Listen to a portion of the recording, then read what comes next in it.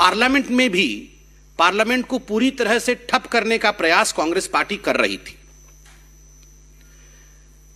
दुख और आश्चर्य का विषय है कि जिस कांग्रेस पार्टी ने एक परिवार को बचाने के लिए नेशनल हेराल्ड का पूरे विषय में जांच एजेंसी के खिलाफ काम कर रही थी, आज एक बहुत बड़ा खुलासा उसी नेशनल हेराल्ड केस में हुआ है।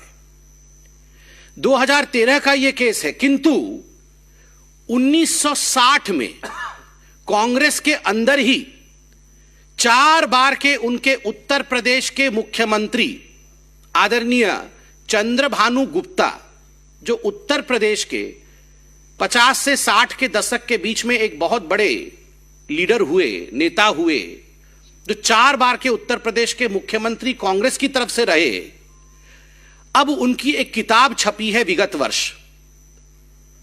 गुप्ता जी को स्वर्ग सिधारे 4 दशक हो चुका है, मगर उन्होंने अपनी जीवनी लिखी थी। जीवनी का नाम है सफर कहीं रुका नहीं, झुका नहीं। उनके इस जीवनी में जो उन्होंने दशकों पहले लिखा था, 60 के दशक में लिखा था, उनकी मृत्यु भी हो गई है, अब वो जीवनी छपी है। और उस जीवनी में जब नेशनल हेराल्ड के बारे में आप पढ़ेंगे तो अंग्रेजी में एक कहावत है, डेजा वू। आपको ऐसा लगेगा मानो हू बहू वही सब कुछ आज फिर से रूपांतर हो रहा है, फिर से उसी कहानी को दोहराई जा रही है। उस समय चंद्रभानु गुप्ता जी ने स्पष्ट शब्दों में क्या क्या कहा था, मैं आपको बताता हूं।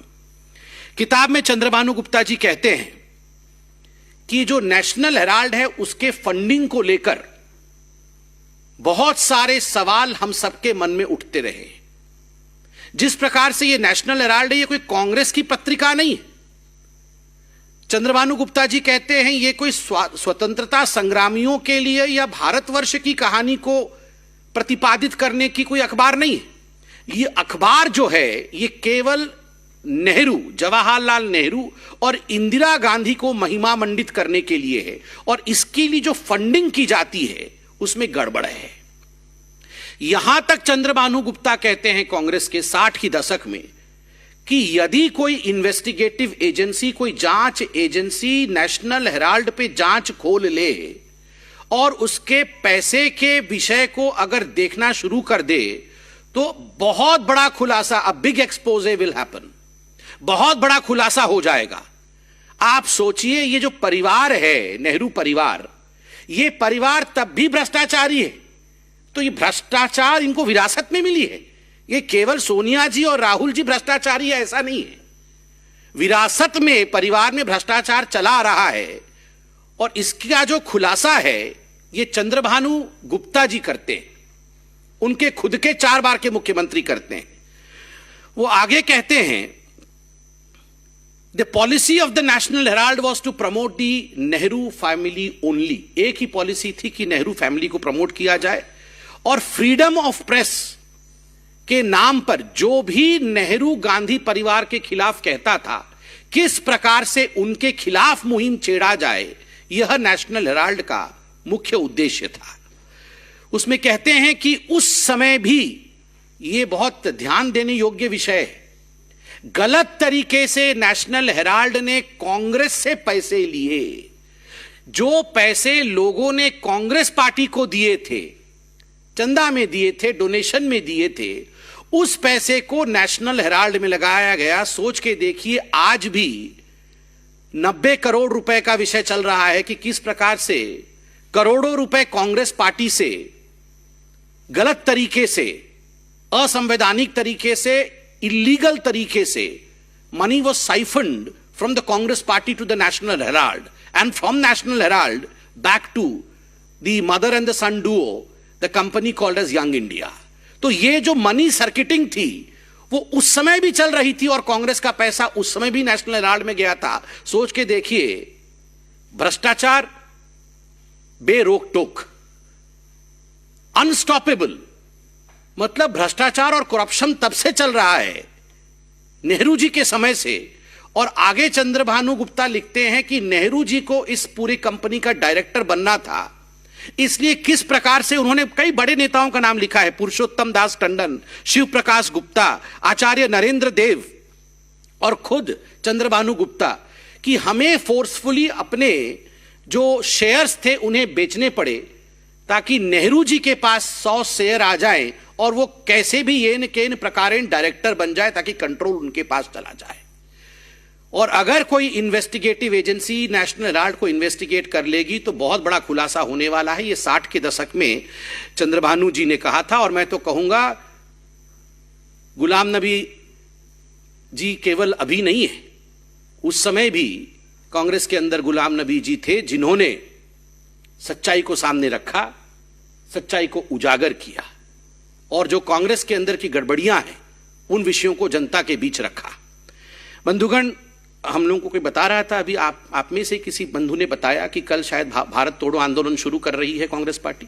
भारत जोड़ो आंदोलन शुरू कर रही है कांग्रेस पार्टी।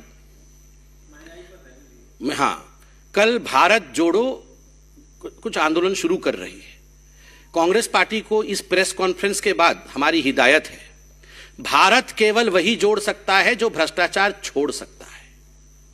जो भ्रष्टाचार छोड़ नहीं सकता वो भारत जोड़ कैसे सकता है? ये भारत जोड़ो नहीं, ये गांधी परिवार बचाओ आंदोलन इनका आरंभ हो रहा है। मैं चाहता हूं कि आज इस प्रेस कॉन्फ्रेंस के बाद राहुल गांधी इस विषय पर अपनी टिप्पणी करे। आंदोलन से पहले वो इस विषय को बताएं कि वास्तविकता क्या है। दूसरा, मैंने कहा था कि स्वाभिमान का विषय भी महत्वपूर्ण है। कांग्रेस पार्टी को लेकर कई बार मन के अंदर बहुत विस्मय की स्थिति हो जाती है। आश्चर्य होता है कि कुछ विषयों पर कांग्रेस पार्टी टिप्पणी कैसे कर सकती है। आप देखिए, कल बहुत बड़ा दिन था। आईएनएस विक्रांत, भारत के जो नेवी है उसका इंसिग्ना, जिसको हम सिंबल कहते हैं, फ्लैग कहते हैं, उसका एक बहुत बड़ा बदलाव हुआ।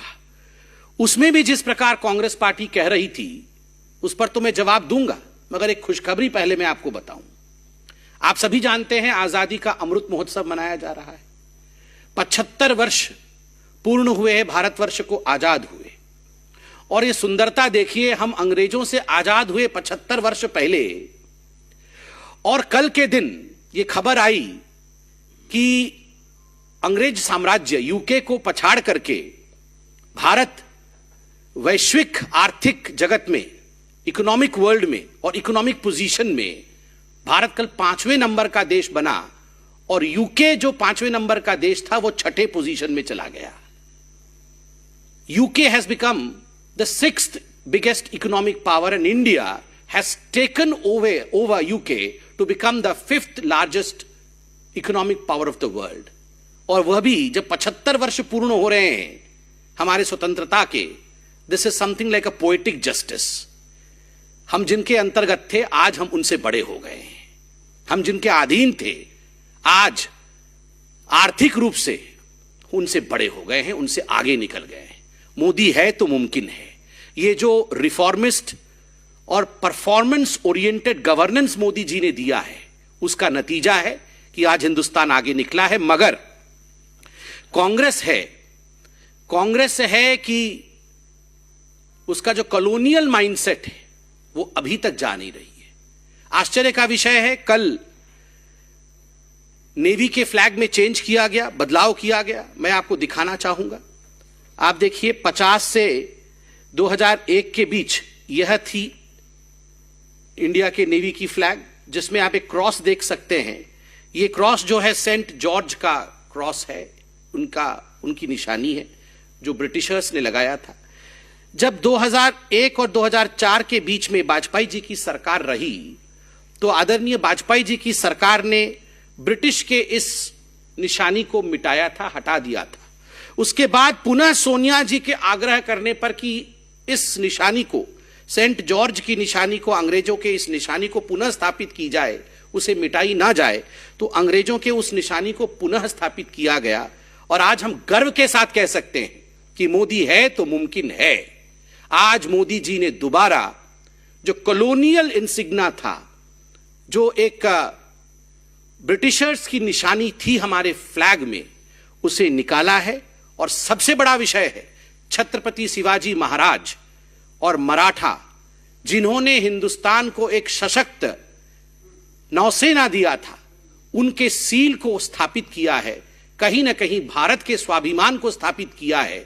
इसके लिए हम धन्यवाद करना चाहेंगे प्रत्येक हिंदुस्तानी का, कि प्रत्येक हिंदुस्तानी के दिल में आज एक गर्व का भाव है। और कांग्रेस पार्टी से मुझे तो कहने का मन नहीं कर रहा है, मगर कहना पड़ रहा है कि सोनिया जी, Rahul ji, you should explain as to why you brought back the British sign, as to why you brought back the colonial sign.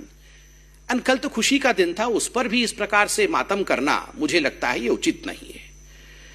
और बंधुओं, सबसे बड़ा विषय महिलाओं के सशक्तिकरण और महिलाओं के स्वाभिमान को लेकर जिस प्रकार राजस्थान के मुख्यमंत्री ने हमला किया है, उसकी भी भारतीय जनता पार्टी निंदा करती है। आप सब जानते हैं कि एनसीआरबी की डाटा अगस्त 29 को निकला था। एनसीआरबी की डाटा के मुताबिक दुखद विषय है कि कांग्रेस पार्टी द्वारा शासित राजस्थान आज जहां तक बलात्कार और रेप के मामले हैं उसमें सर्वाधिक आगे है। वो नंबर 1 पोजीशन में है इंडिया में। 6340 रेप के केस 2021 में हुए हैं।